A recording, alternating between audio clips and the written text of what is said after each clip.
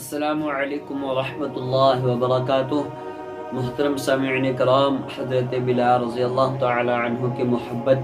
جب بھی عشق و الفت کی بات ہوگی اور محبت کی کتاب پڑھی جائے گی تو عاشق رسول حضرت بلال حبشی رضی اللہ تعالی عنہ کا نام مبارک ضرور آئے گا۔ حضرت بلال حبشی رضی اللہ تعالی عنہ نے عشق و محبت کے میدان میں اس قدر اذیتیں اٹھائی ہیں کہ آپ کے گلے میں ظالموں نے رسی کا پھندا ڈالا، ان کے مقدس پیٹھ پر اس قدر کوڑے برسائے کہ پشت مبارک لہولان ہو گئی۔ حضرت بلال رضی اللہ تعالی عنہ کے سینے پر کافروں نے اتنا وزنی پتھر رکھ دیا تھا کہ ان کی زبان باہر نکل پڑی، پھر سخت دھوپ میں گرم گرم ریت پر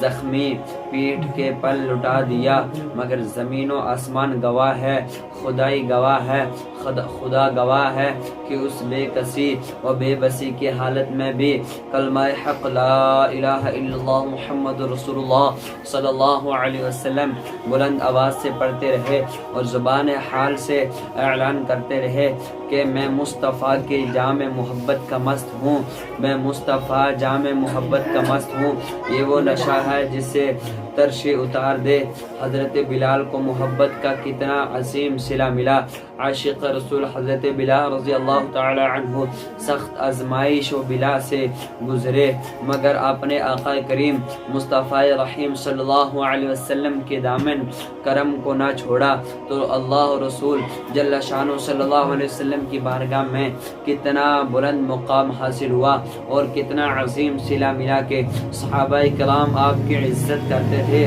اور مراد مصطفیٰ حضرت عمر فاروق رضی اللہ تعالی عنہ آپ کو یا سید بلال کہہ کر مخاطب ہوتے تھے۔ یہ سب کچھ محبت رسول اللہ صلی اللہ علیہ وسلم کی برکت تھی۔ جب تک نکاح نہ تھا کوئی پوچھتا نہ تھا، جب تک نکاح نہ تھا کوئی پوچھتا نہ تھا، ہم نے خرید مجھے انمول کر دیا۔ وآخر دعوانا ان الحمد للہ رب العالمین۔